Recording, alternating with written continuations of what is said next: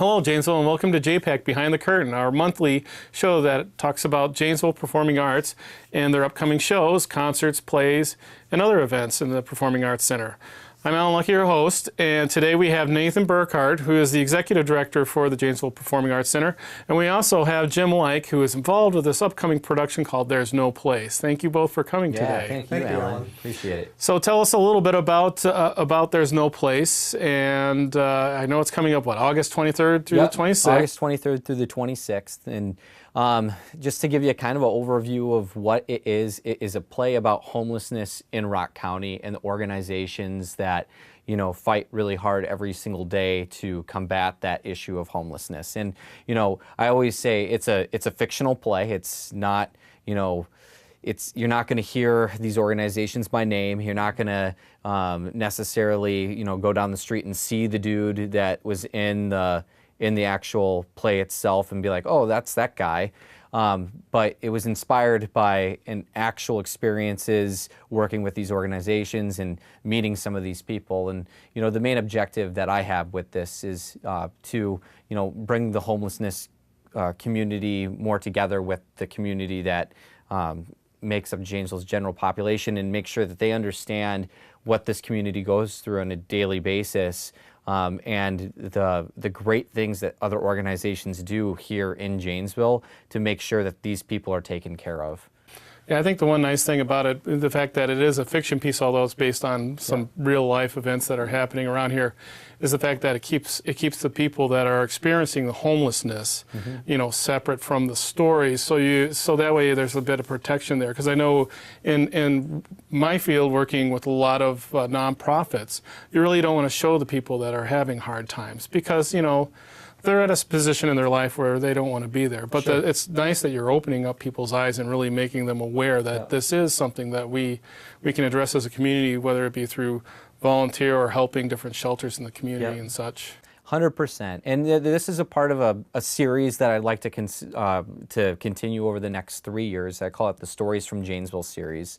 And the purpose of the series is to highlight another nonprofit every single year. So, you know, we're dealing with homelessness this time, but, you know, we might deal with anti-bullying or, you know, mental health the next year, or the veterans another year. And what happens is I go out and I find someone like Jim's the actual playwright for the play, and they go and they, you know, they be inspired, and they go and participate with these organizations, or they learn more about the issue on hand in the community, and then they're inspired. They write this brand new play that's relevant and custom just to Janesville. And so when you're coming and you're seeing something, it's by most likely somebody who's from here. It's by somebody who actually knows the people that, you know, fight for this, and, you know, is somebody who's you know, a real person that wants to give back to the community, which Jim very much is. Yeah, I think a lot of people aren't aware of the amount of homeless people that we have in the community.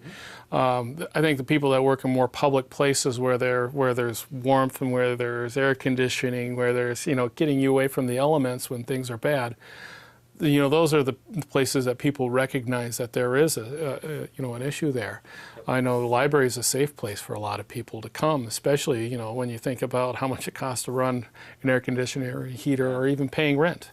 So, Jim, why don't you tell us a little bit about the play without giving it all away, but kind of some insights on, you know, what kind of like helped you with the writing, maybe some discussion on characters in the play. Sure. First of all, I'm very grateful that Nathan asked me to be a part of this project. It's really a worthwhile project, and it really was challenging for me and very inspiring. Some of the people that I met that work with the homeless and really dedicate their lives to making things better. When we chose homelessness as the topic for this, I didn't really have a clear idea initially of where I wanted to go. But one thing I did know was I didn't want to focus on one character, because there are so many different people in different stages of life, different ages, different situations. And so what the play is going to feature are 3 separate storylines that are kind of woven together. One of my friends is Tammy DeGarmo, the executive director of Project 1649. And so I've known her for several years and know about the work that she has done with unaccompanied teens. They have the Robin House in Beloit. They just opened the House for Boys here in Janesville. So I knew that I wanted to feature at least one character that was an unaccompanied teen. Our church has been involved with the Gifts Men's Shelter since day one, providing volunteers. And so I thought that we should feature somebody who would be the type of a person who might need the resources that Gifts provides. And then for a third character, as I was doing research on the homeless and just trying to decide on a direction, I came upon the website for the YWCA of Rock County, and they had stories about women who end up homeless, often with children, because they're trying to escape domestic violence. And so I ended up using that as the third storyline for the show. So you're going to get, it's going to run the gamut of different experiences with people who are homeless. And to try to educate myself a little bit about the process, I went out on, the first thing I did was I went out on the homeless count that the Homeless Intervention Task Force does a couple of times a year. And I was fortunate to spend the entire night with Mark Perry from Community Action. And until that point, I really didn't know a lot about Community Action, what they did. And Mark was just an incredible wealth of knowledge for me to tap into. He was really, really helpful in giving me, some background information so I could get started on this play. As Nathan said, I was careful not to appropriate anyone's stories. I mean, you hear a lot of different things, a lot of different experiences, and I didn't want to give specific, this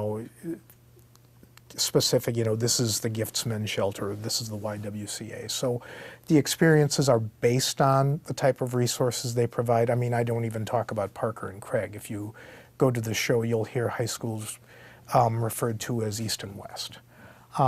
So it is a work of fiction, but the experiences that I heard about and were told about formed a basis for the plot lines that you're going to see in the play. Yeah, well, it sounds like a great play. I mean, and hopefully to inspire the people that are there to understand and maybe help out these shelters and resources. And I'm sure there will be some kind of an address for, hey, here's what we have in our community. And we're actually going to be doing a talk back. We're trying to organize a talk back after every single performance where, hopefully a representative from one of those organizations or at least the cast and the people involved with the project can talk about this issue. And so it's not, what I would love to see happen is have people inspired to actually do something about it and learn more about it. And so we're going to start that right off the bat when the show gets done and have, 15-minute talk back or so about what is actually happening in our community and what we might be able to do to help out, These are all people, and that's what I think we all forget sometimes, and they've all gone through things, and a lot of times they happen to be victimized, and that's the reason that they become that way. I mean, when you think about the archetypical reasons in our head about why someone might be like that, it's not always because, they were irresponsible with their choices or money. One person that Jim met, was injured, and through injury or through war or something like that. I mean, this is where they're at now in their lives. And what's nice is the staging for this is not going to be traditional. We're going to be doing it up on the main stage, not down in the small gallery theater. We're going to be doing it up in the main stage. We're going to have it in the round. So the audience is going to be sitting around the whole stage. Kind of like if you've ever been to the fireside, that would be considered in the round. And it's meant to be real intimate. It's almost meant to be cinematic and make you relate and really understand these people. And the cast is extremely talented. We're very, very fortunate to have a great cast. And my brother happens to be home from LA. He's teaching theater down in Beloit, and he's going to be directing it. And so we're really excited about this. It's so far so great. Any number on how many people are in the cast? There's 9 people in the cast, I believe. Yeah. Yep. And then, we have a full production team of 4 people who help with costumes, poster distribution, marketing, and then stage management, that sort of thing. And so there's about 13 people involved with the project in a whole. So it's a nice size. Very good. Yeah, and I love the stage. You know, I've been to several performances. They're not only musical performances but also plays. And it's a really, really nice venue, great acoustics in the room, fantastic place. And the nice thing about it is it's affordable. You know, people need to get to know that out there in the community, that this is a nice resource to have, especially when we're learning about our community kind of in an indirect way, you know, and hopefully that'll kind of inspire people to look for resources in which to help the people that, or at least, you know, help fund those resources. Because I mean, sometimes it's just several reams of spiral books for some students that are going to school through your friend's organization, you know, because they're going to need those supplies when they get there. You know, clothing, everything. You know, it's on hard times. So again, it's going to happen August 23rd. Yeah, August 23rd through the 26th. We do have an invited dress or a pay what you can night on the 22nd to make sure if there's anyone out there that, you know, I want to make sure that nobody, like, I want everybody to be able to attend this because I feel like it's really important. So if finances are tough or you can't make any of the other shows and you want to come to the Pay What You Can night, that's on the 22nd. But the 23rd, 24th, and 25th are all at 7:30, and the 26th is at 2 o'clock. And tickets can be all purchased at our website, www.janesvillepac.org, or you can just call our box office. Okay, and the address is what, 408 South Main? Yep. Okay, so yeah, it's right down in the heart of Janesville. So, anything else you'd like to add, Jim, regarding the play? One thing that was interesting when we did the original read-through, where, you know, we sat down with the cast and read the script for the first time. I mean, we talked about how, you know, sometimes we tend to have a stereotype of what a homeless person or somebody who's poor and needs assistance looks like. And about 4 hands went up around the table of people who had been on some sort of assistance or even been without a place to stay. And that was really kind of impactful to me because, you know, even going through the process of writing with this play, it's like, wow, this is a real thing. And some of these people I've known for a long time, and I had no idea. I didn't either. Yeah. It was pretty life-changing. So.